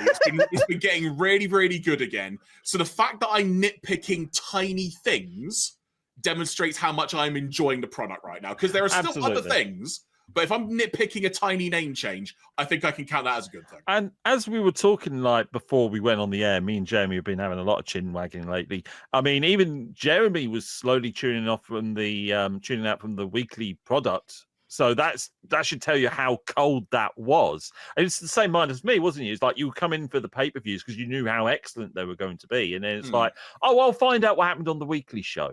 But yeah. His ultimate prediction is hopefully it gets better, and hopefully the recent events shows that it is. So it's funny you bring that up, and Ian, feel free just to derail me as needed. But I think, and this is analysing a couple of years now, which I think this gives some credence to the theory. The beginning of Q4, or that like kind of a September through November-ish period, seems to be a bit of like a hard work time as an AEW fan. I don't know why, because like there was the whole Full Gear thing 2 years ago now, where like Adam Cole with his broken foot defended the title for MJF. Yeah, it's like that whole thing where you're like, what? Like that whole random thing. It was all a bit random at that point as well. Around that time period, it seems to be a bit of a what are we doing now type thing, because we have the build up to the All In show at the time, at the 2 Wembley All In shows. That's like a big crescendo. Then after that, it's what's next? And kind of the most intriguing thing we got for a couple of months was Moxley changing, we'll just say, kind of evolving. Which even despite what I was saying earlier in our recording, that I think it's probably currently it's the most interested in John Moxley as a character I am, but I still want to know where it's going. And I just think that September to November time period for AEW is a time where they need to find something that's a big hook. Because once the Continental Classic rolls around, we're back, baby. And December's great. Do you know what it is, Jeremy? And I've just sussed it now. It's their version of a post-WrestleMania cooldown. Yeah, literally. Because Yeah, because we literally the last couple of August. Sorry, I talked all over you, Harry. I'll let you speak in a second. But we have had like a giant marquee show here in Wembley in All In, and that's where all of the storylines were heading towards. Even though the show itself is barely ever touched upon until like the last 2 weeks of promotion. Like that's where all the storylines converge into, and then you've got we're going to have to cool this down and then build up to the next big event, which I'm guessing would be Full Gear. I'd say Wrestle Dream. It's either Full. Wait, what was the pay-per-view where the bag was on his head? Oh, All Out, like 2 weeks after. Yeah, that was only. You got to remember that was only 2 pay-per-views after. 2 That's weeks the thing. after. but this is just it. The pay-per-views are incredible, and all the massive things happen in those shows. The weekly product, however, is the treading water part towards each of those pay-per-views, and I think that is what we're ultimately gearing at here. This is what we're at. We're at that. WWE do this as well until basically, essentially, when Royal Rumble hits. It's literally we're in this sort of just keep swimming. It'll be fine. We'll retain the fans. It'll be fine. And then they get to, and then it's literally just for all systems go between Royal Rumble to WrestleMania. We have this as well with this, but the problem is we don't necessarily have a Royal Rumble type deal with AEW. I think the closest I can really say to that is Revolution on the way towards Double or Nothing, and then you got that second tier that then gradually builds up towards All In, which is earlier this year. And I think a lot more care is probably going to be happening this year towards that because it's on American soil. So I have a couple of thoughts there, but I do want to let Harriet get her points in first, though, so I won't cut you off, Harriet. Yep. Go on. No, Matty pretty much covered what I was going to say. After All In, it was like brilliant, and then it kind of like the roller coaster dip, sort of All Out, kind of everything fell out of place again. I think one of the big things as well this year is, I know women's thing has been a thing, actually both in AEW and WWE last year, where it's been halted because of certain people not being in it. And one of the things is Mariah May as champion has just pretty much been a very massive stepping stone of the AEW Women's Champion, with Toni Storm walking away. Now she is back, per se, as her old version of Toni Storm, which is still very the rookie. The rookie. But it's still like Mariah May is still the placeholder when you have people like Willow Nightingale, you have Jamie Hayter, you know, you have a lot of AEW talent that could fight for that. But instead, you have other matches, which is pretty much filling the gap until we're ready to fill the actual gap, sort of thing. And the same could be said in WWE, but in AEW in particular, that's my main gripe at the moment with it. I would absolutely agree with you, and I'll even add, it feels like a lot less care is taken into this as well. Yes. Case in point, this still absolutely annoys me how much the storyline between Willow and Chris Statlander that ended, and now everything about them's ended. But it's not, though. But Jeremy, they picked it up again now. But the thing is, they have, but they haven't. That's the thing, Jeremy. This is what I'm getting at. What was the point of Stokely Hathaway in the end? And I would argue that Chris Statlander is an incredible talent. She is a very big part of why that Mercedes Moné match at World's End worked. Both her and Willow, in fact. And Full Gear. Thank you. But there's one crucial piece missing with Statlander, and that was Stokely. Yes. It's missing. It's a missing vital part of her entrance. It's literally like you've got her entrance, but you haven't got Stokely introducing her as that entrance is going. And it goes from that. And she's an incredible talent. Talking isn't one of them. She's very charismatic, but she's a terrible promo. And one thing that Stokely did, which elevated her, and Willow, in fact, although I think Willow can manage a lot better than Chris, is he accentuated the positives with her. And now you've had them to separate for bullcrap reasons. It kind of leaves Chris sort of floundering. And where the hell is Stokely now? You know? I mean, look, honestly, I do not disagree with you. Like it's like I said, I really enjoy AEW. It's not perfect. No. Like, just despite what I've said, it's not perfect. But the other 2 points I will quickly mention, Ian, so we can move on accordingly, is that when it comes to the sort of the timeline thing, I'll be very interested to see. Well, actually, wait. So going back to the discussion of the dip after All In, quickly.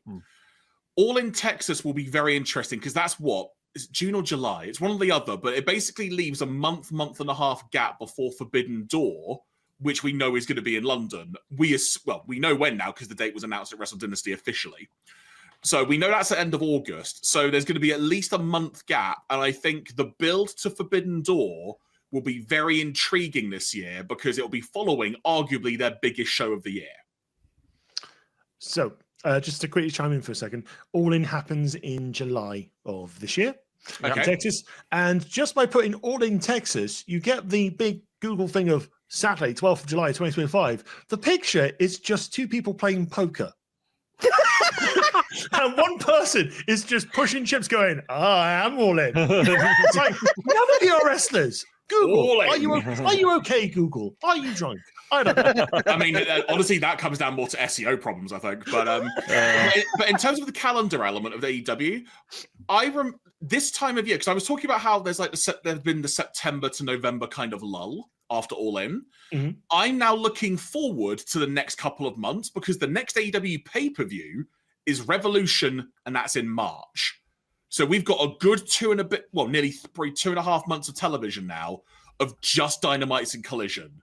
And I think this coming week on Dynamite, at the time we're recording this, there's going to be like the Casino Gauntlet match to determine the next contender for Maximum Carnage Dynamite, which is not a Spider-Man reference, and other things. And there's like lots of named Dynamites and Collisions happening. And this is an interesting time of year because it's time to build stuff, but not as quickly focused to a pay-per-view. So I like this time of year normally. So yes, bring on home the goodness. I don't know.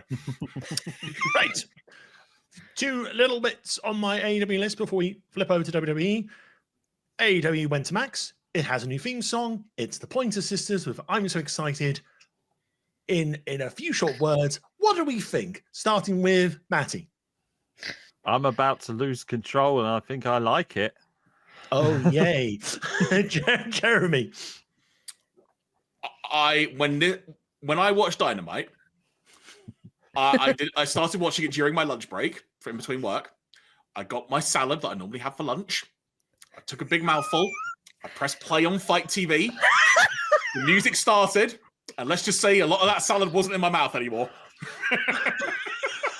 I offered to give you a preview of it, Jeremy. You went, no, I don't want spoilers.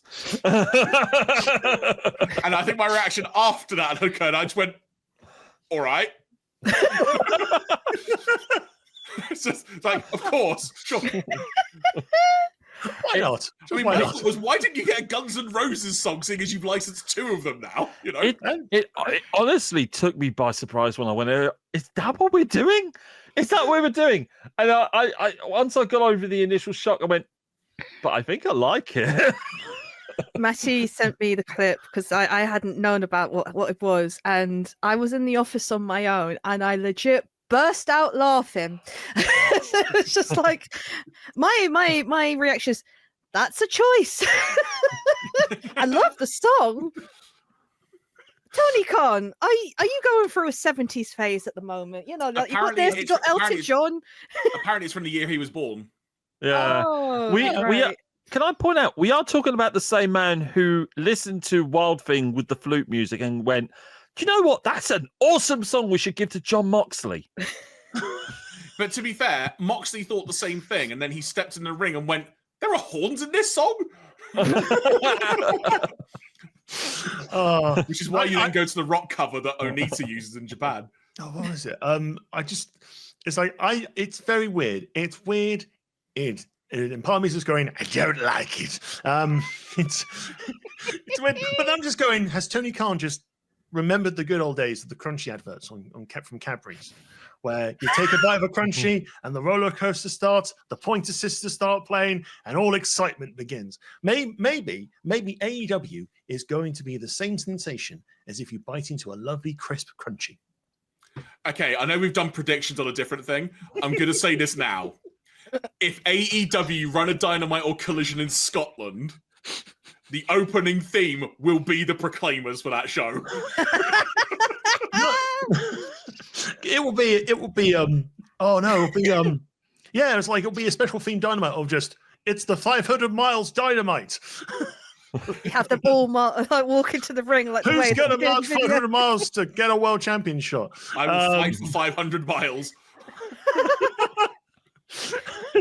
You got a Velvet could have had come The Forbidden Door brought to you by our house in the middle of the street. Our house. Let's get physical by looking at some John Phelps now. Speaking of Forbidden Door, obviously it's announced for Bank Holiday weekend in London. But the question is, where in London? I mean, we were talking about potential venues.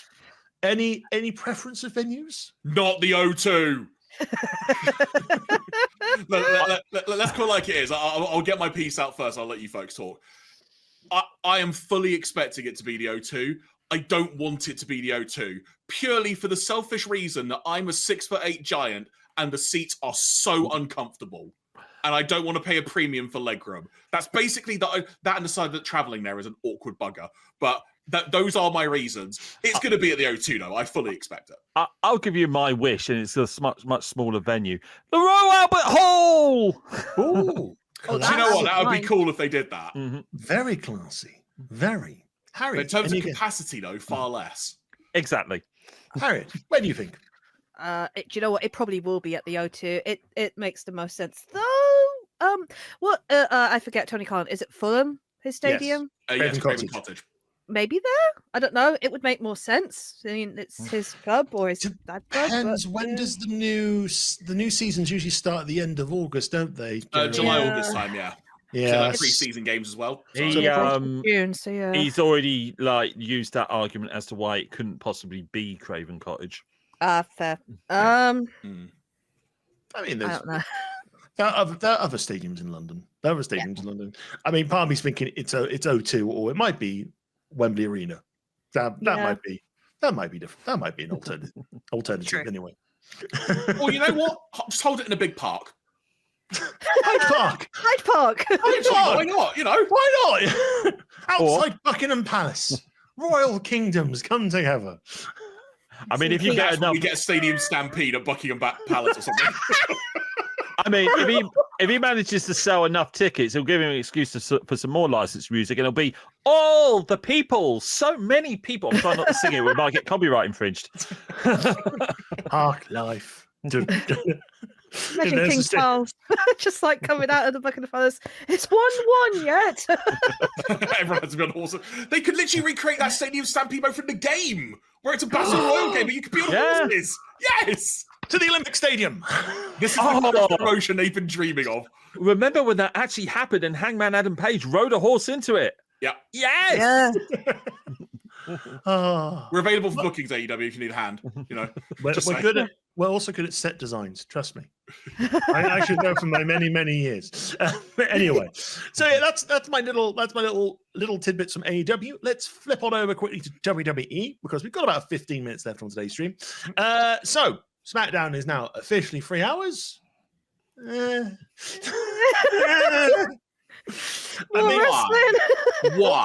On the plus side, on the first one, it was on YouTube, so I could skip the adverts. Yes. Obviously, it's going to be different if I'm trying to watch it on Netflix. Maybe only if you watch it live, though. Yeah. Can I ask a genuine question? I'm not trying to troll when I say this.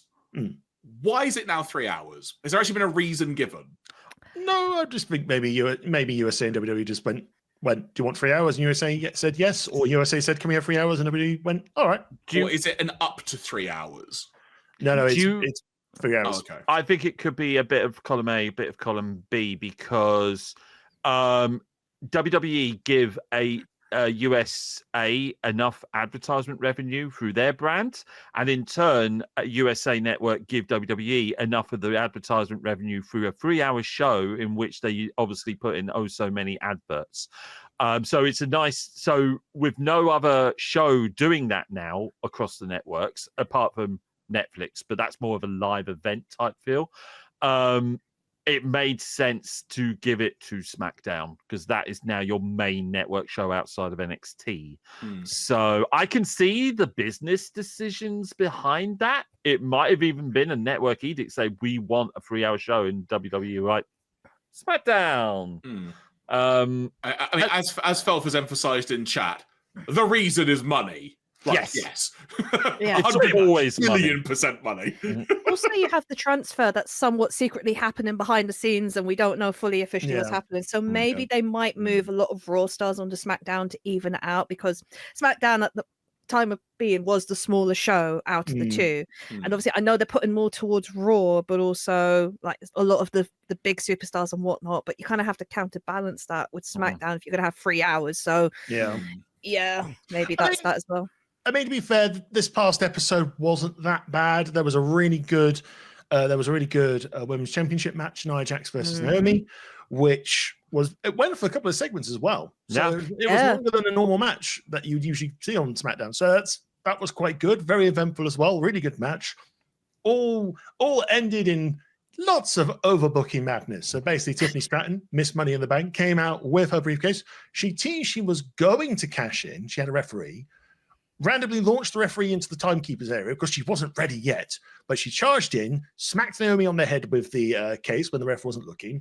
Nia won, and then Tiffany kind of celebrated and then turned on Nia by giving her a good whack on the back as well as Candice LeRae.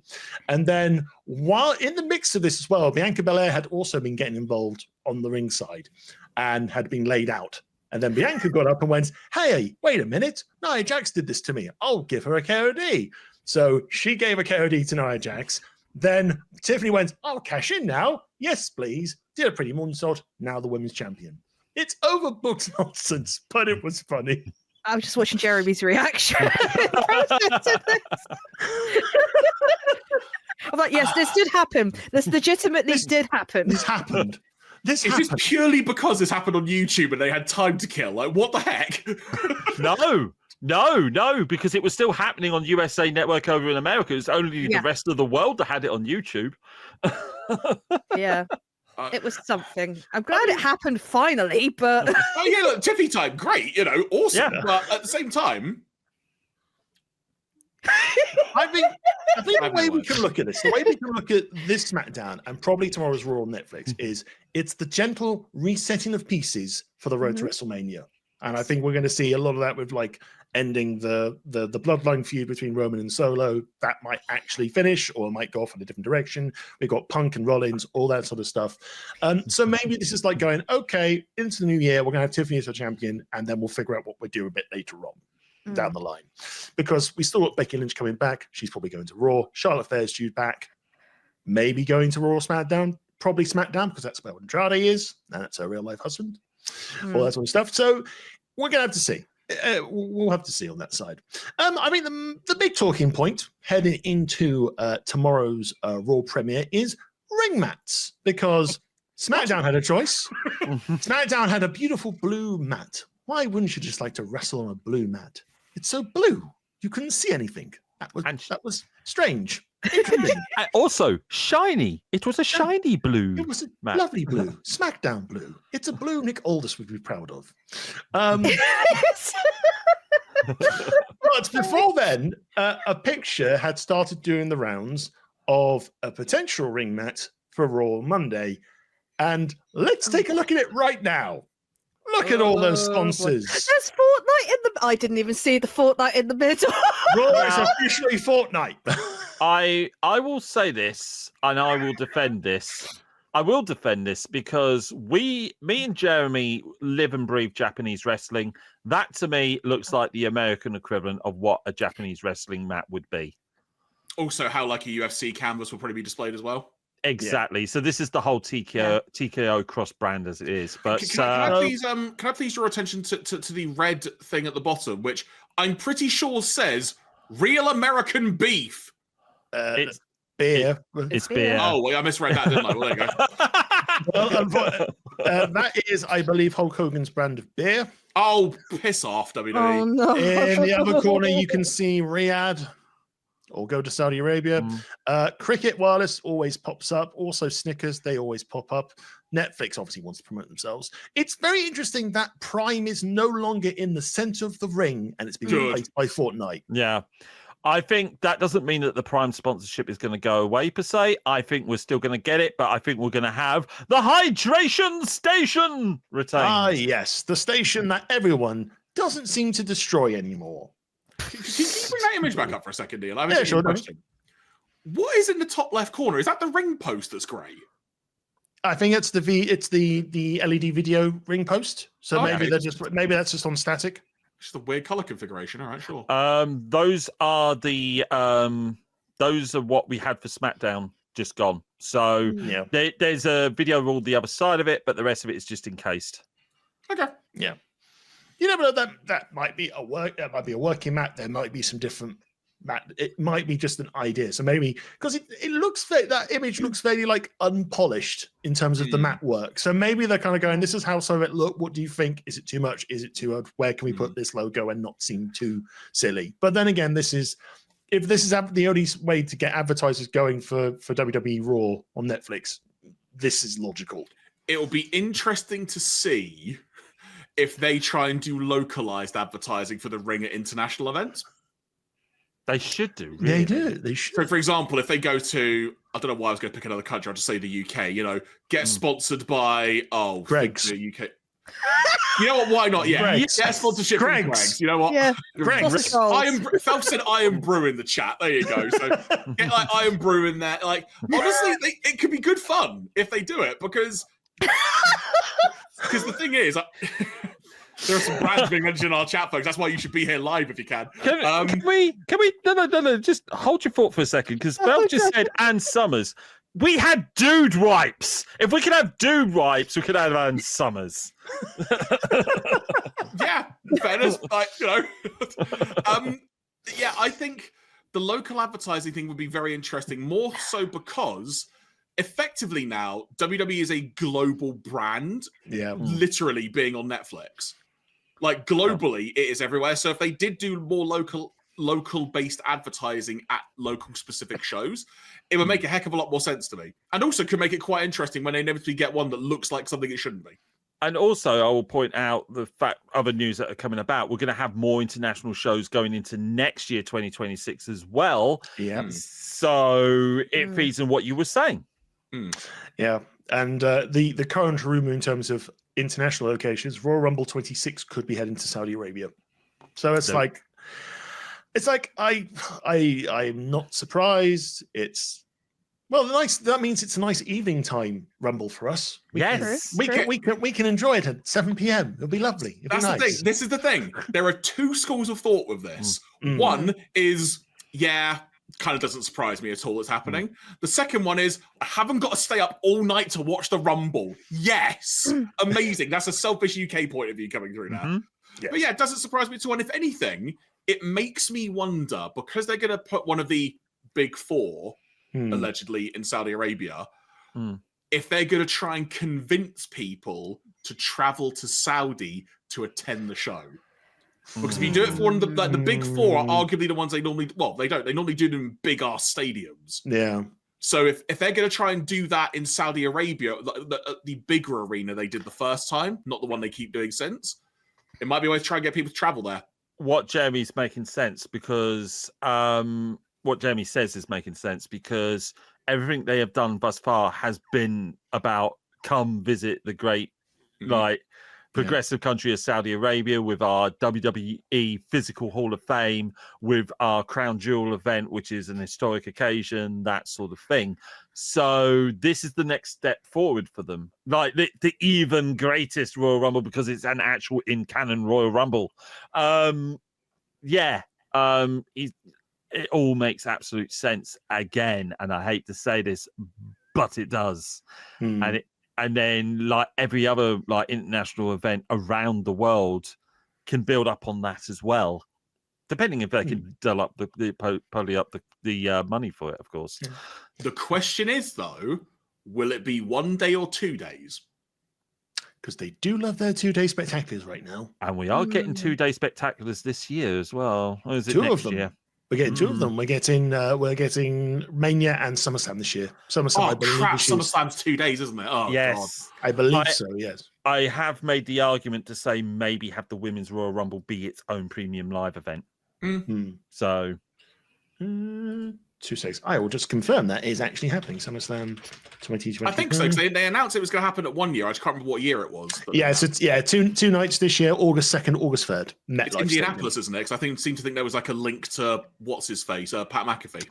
So I think they're doing Indianapolis for this year's Rumble, Indianapolis for next year's SummerSlam, and I think the year after that it's going to be Indianapolis for Mania. So I think have you got like do a block booking now for multiple years? How does this work? Well, no, I think their big announcement about Indianapolis was basically they were getting the Rumble, the 2-night SummerSlam, and a Mania at some point. They should do a Royal Rumble on a boat. Wasn't there the Jericho Cruise at some point? This is a tangent, but that episode of AEW Dynamite was on a cruise ship was actually really good fun. A Royal Rumble on a boat, as absurd as it will be, would be great fun. You know someone's going overboard. Basically, the actual, you don't get thrown over the rope and both you touch ground. No, you get thrown over the boat and you hit the water. There you go. Why not? So you know how they periodically like to do roster cuts? The way they do it this time is you got thrown overboard. Wow. Blimey. Right? You know someone would think that. That went dark. I don't want it to happen. I'm just saying, someone probably thought of it. Oh, no. Oh, dear. I mean, if the New Japan roster cuts is put on one of the best blimmin' shows all year round in Wrestle Kingdom, then it could be anywhere else. You could have a last man standing match on a lifeboat. Fighting off the sharks. Sponsored by Jaws. Oh, you can bring in Shark Boy. Finally, he makes his WWE debut. Oh, I'm excited. Last man swimming, Phelps just in the chat. There you go. Indeed. Right.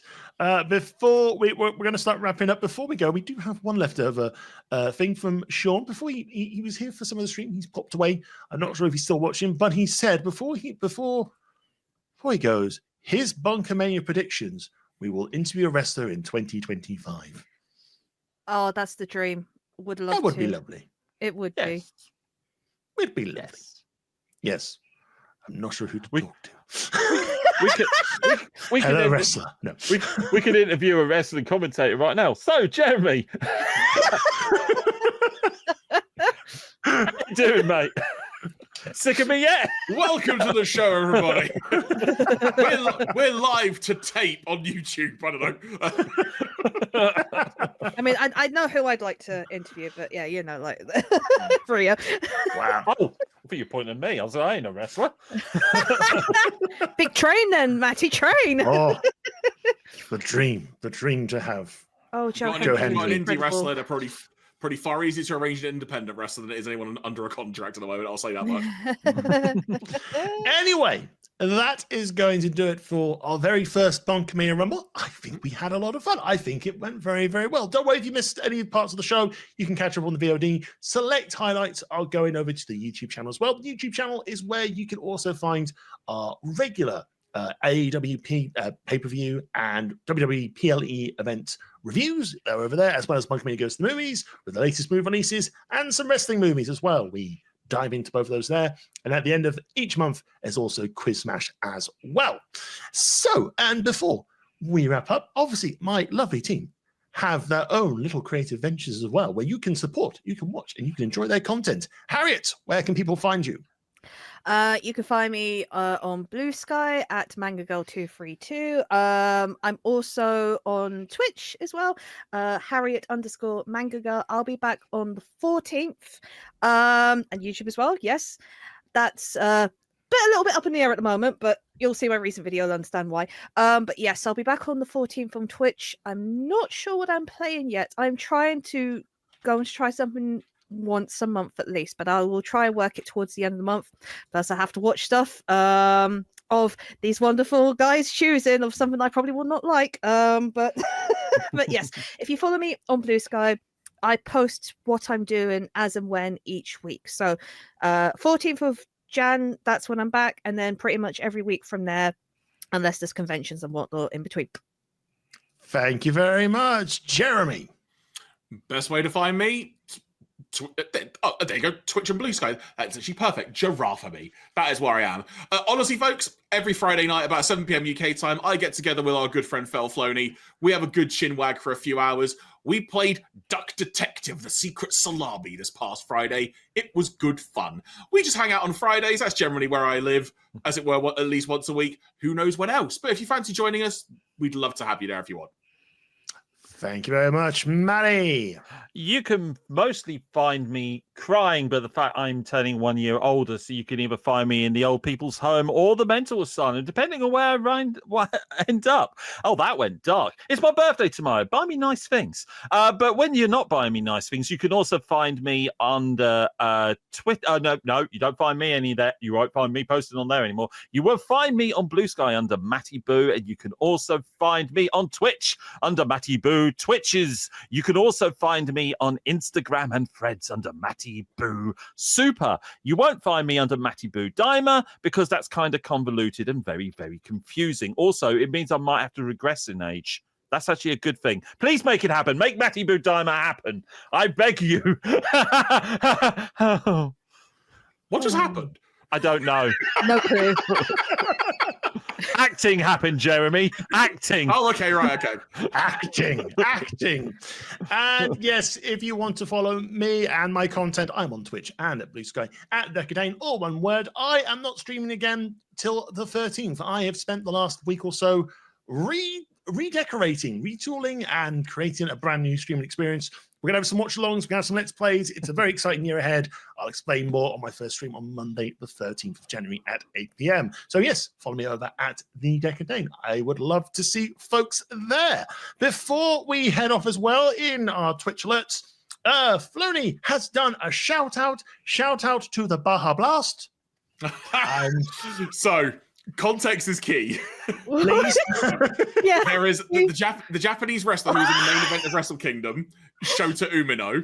His tights were kind of a pink and blue color, and the phrase "it kind of looks like a Baja Blast" came up.